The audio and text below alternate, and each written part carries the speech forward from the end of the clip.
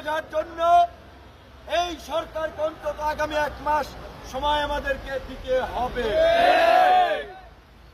এই 1 মাসে তারা আমাদের চিন্তা ভাবনা আলোকে মতামত নিয়ে রাষ্ট্র সংস্কারের রোডম্যাপ তৈরি করবে।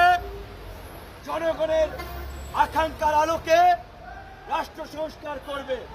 কিন্তু আমরা যদি প্রতিদিন আন্দোলন সংগ্রামের নামে রাস্তাঘাট বন্ধ করে রাখি, সচিবালয় বন্ধ করে রাখি, এই আন্দোলনের মধ্যে এই পতিত স্বৈরাচার আওয়ামী ফাঁসিবাদীরা ঢুকে নৈরাজ্য তৈরি করবে। তাই আমরা বিনয়ের সাথে অনুরোধ করছি, আপনারা অন্তত আগামী 1 মাস কোন দাবি দেওয়া নিয়ে রাজপথে আইসেন না।